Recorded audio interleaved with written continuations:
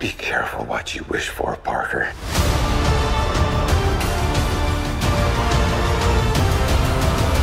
What's going on, guys? It's Ross here, finally back on MGF Customs 2 months later in 2022, and I am really excited to finally talk about my next project, the upcoming series of showcases for Spider-Man No Way Home. And all of these custom Lego minifigures will be coming, like I said, in a series of showcases beginning with the Webslingers, the three Spider-Men that we saw by the end of Spider-Man No Way Home. And I have been working on these minifigures since before the movie even came out, and everybody over on Patreon has already seen everything you're about to see in this video a while ago at this point. And so the first showcase of 2022 coming up is going to be featuring Tom Holland's Spider-Man of the MCU, of course, Peter 1, and then we're gonna have Peter 2, Tobey Maguire's Spider-Man from the Raimiverse, and of course, last but certainly still amazing, Andrew Garfield's Peter 3, Spider-Man of the Amazing Spider-Man universe. And while it has been incredibly slow, painstaking work that has made it just seem as if I have dropped completely off the grid, probably one of the longest gaps between videos my channel has ever had, I have been painting away, webbing line for webbing line, just slowly getting there on the integrated suit and Andrew Garfield's suit. I still haven't even started on Tobey's suit, and this has just been the most webbing I have ever painted on any Lego minifigures in this short of a time frame. But I knew what I was signing up for, I knew what I was getting into, but I knew it was going to be worth it because Spider-Man No Way Home delivered on our every expectation. Right now, I'm going to be focused mostly on the integrated suit. That's the one that I've put the most work into, and it's really coming together nicely. I never got to make the upgraded suit for Far From Home, so really this was kind of a vindicating moment for me because technically I haven't done a traditional red Tom Holland MCU painted mask since Captain America Civil War when Tom Holland first got started. So this was really cool, man, and painting on my new shade of red was just the beginning before I got to work on painting the lenses. And really, when painting Spider-Man masks, getting the shapes of the lenses right, and then the straight lines running through the lenses on the top and bottom, and then the one that runs down connecting on the other side on the back, are like the most important things you will do when painting the Spider-Man mask. And there is a variety of other techniques and little methods and things that I employ to create the straight lines and create sort of, you know, a point A and point B for each one of these lines. And like I said, it is slow and painstaking. I'll be doing a special tutorial over on Patreon for anybody who is daring enough to actually attempt this and make their own Spider-Man suits using my methods themselves. However, with the integrated suit, I was really surprised because my experience painting the Spider-Man PS4 Advanced suit in 2019 really did help to inform what I was doing here, and I really knew what I was getting into. And while, of course, it did take a couple days to get this right, Tom Holland's mask wound up coming together a couple days later in a much better final product than I was really anticipating myself even painting it. And by the way, I took direct inspiration from Phoenix Customs Tom Holland mask designs. I think he's got the best one, and so I basically took what he did and just continued it over the entirety of the Lego minifigure head, using a lot of reference from Spider-Man PS4 actually. But the torso was a different story because I took direct inspiration from Lego's integrated suit torso, which thankfully is pretty accurate to the film, and so I largely copied what they did. However, I wanted to use matte black, of course, as the base black for the suit, and then use metallic black for the secondary to kind of represent those different shinier black streaks and lines that the integrated suit has running throughout all those areas, and you'll see that on the figure as well. And so in painting designs as complex as this, just like with the mask, you have to be so organized and so intentional and really plan out the trajectory of every little bit of paint and every little piece of the design.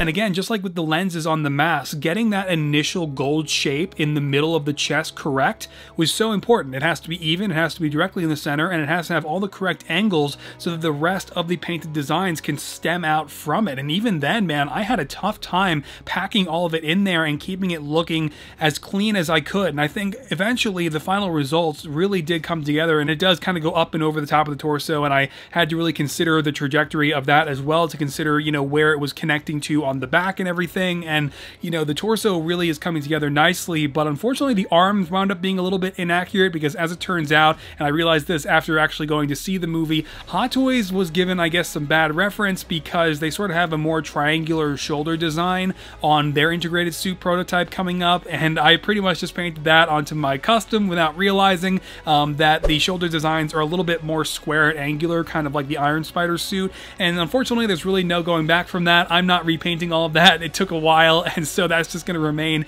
inaccurate on my integrated suit's arms, unfortunately, but that's okay. Speaking of the arms, you probably also noticed that I am using the pad-printed red fingertipped gloves, which are actually from Eclipse Graphics, but I got from Phoenix Custom's upgraded suit from Far From Home. There are so many different names and vendors and things to keep track of with this stuff, man. But yeah, now I've since moved on to painting the legs, and that's going really well. It's just proved to be a little bit more complicated than I thought. Trying to pack everything in and trying to keep it looking somewhat accurate has been kind of challenging. I still have to paint his web shooters on. I have to paint the rest of the design on his back. I have to do the rest of the legs and like the webbing on his feet, and also I'm probably doing the pincers. I've got some really cool ones on the way from Tuminio, which I'm really excited to work with, even though Peter 1 did not actually use the pincers on the integrated suit for the final act. Now, I know those of you guys who follow me over on Instagram, Twitter, and all those places are probably thinking that I'm not really showing you too much more here than you didn't already see, or that I posted, you know, when the movie came out with this photo. But let me tell you, I know it's been a slow burn here, but the build-up is going to be worth it. Like I said, I have been working on Andrew Garfield's Spider-Man suit, and that has been a crazy throwback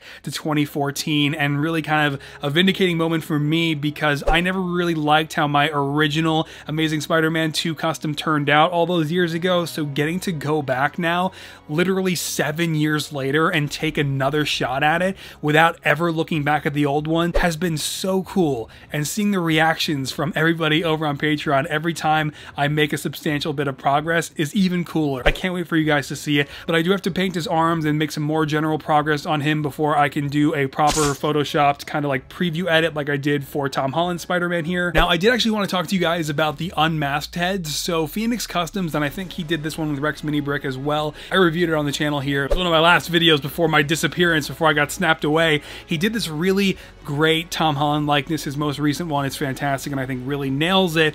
And so that's just the one that I'll be putting on my integrated suit whenever I need it. However, and if we're going in numerical order, Peter 2, Tobey Maguire, I was thinking maybe I might use Phoenix's first Tom Holland head, or like one of the previous versions. This was from the Homecoming suit that he did, like, I don't know, a year or two prior. I think I reviewed this one on the channel in 2020 that year as well. And I said it back then, I think this actually does resemble Tobey Maguire a little bit. So I was curious what you guys might think of that now. Otherwise, I can totally just use the actual Tobey Maguire head that Phoenix printed for the Spider-Man 3 symbiote suit. Now for Peter 3, Andrew Garfield, I had no idea this head existed in the new Queer Eye set until I saw this really cool edit using it on Instagram, and it's amazing. I love it, and I immediately went on Bricklink and ordered the whole figure. I need that head. I think that this is the perfect Andrew Garfield likeness.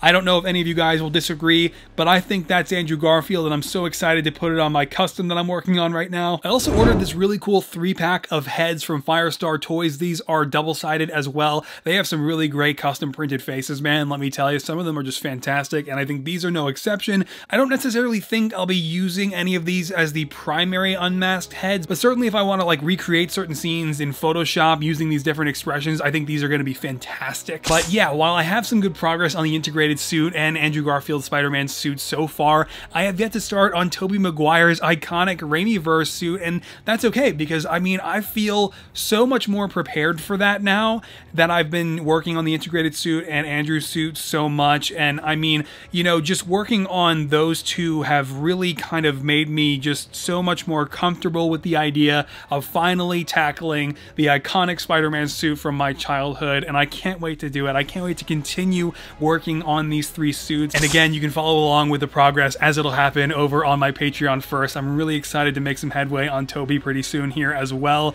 However, the first of the 2 villains showcases will of course include the classic Green Goblin suit, because Shamrock minifigures over on Instagram just finished 3D printing a full set of these parts, including the glider, even a smoke stand, and I mean, I am so Excited to get to work on this and paint all of these amazing pieces as soon as it arrives. It's coming all the way from Ireland, man, and I just cannot wait to work with the parts that he's printed up for me. Ever since I saw McLovin over on Instagram, another fantastic customizer, paint one up himself, I have just been like, I have to do that, and Spider-Man No Way Home has offered the perfect opportunity, and I'm so excited for that. I know a lot of you guys probably want me to do the new suit that Willem Dafoe had, but I personally really still want to do the classic armor, so I've made my decision. I am hoping to use one of Nate's minifigs Goblin helmets on that too. I think it's just gonna be so freaking cool, man. And speaking of Nate's minifigs, I am really hoping I'll have the opportunity to work with his upcoming Doc Ock arms for Mr. Octavius, because they are articulated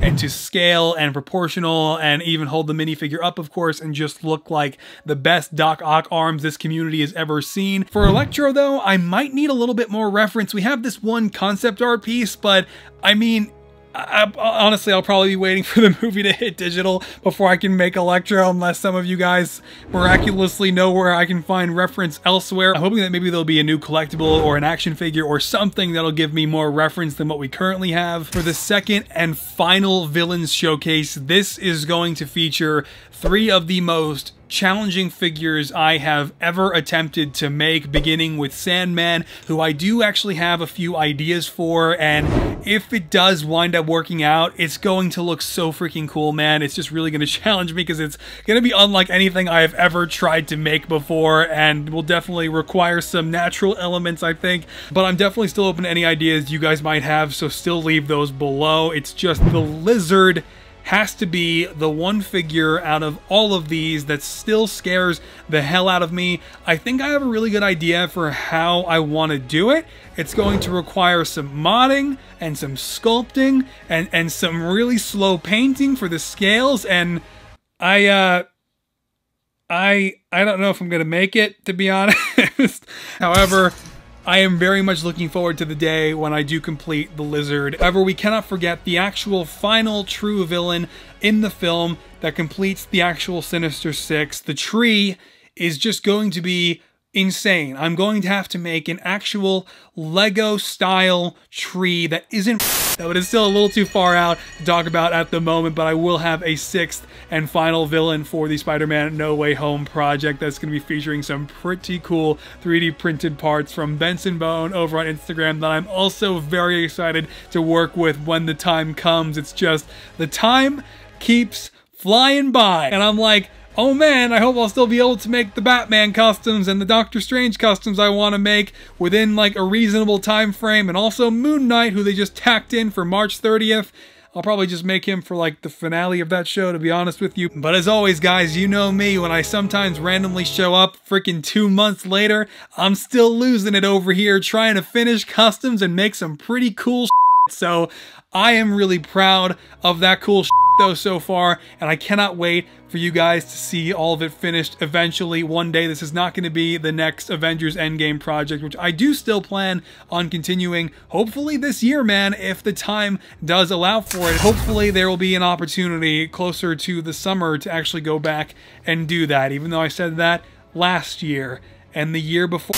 Like I said, I don't know where the time has gone. It's like 2 years of my channel's life have just disappeared, and I'm just like, can I have them back, please? I was trying to do some cool stuff in that time, but here we are now in 2022, and yeah.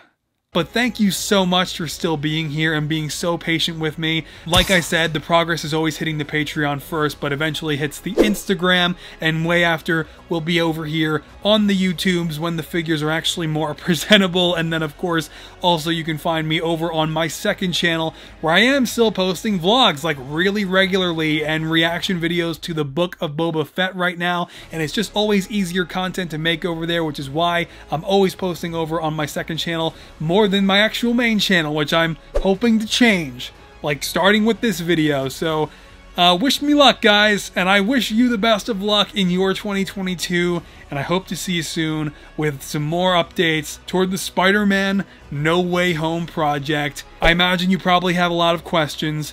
Leave them below. I might answer them in the next video, or I'll just reply now, and I'll see you next time, okay? Take care. Bye-bye.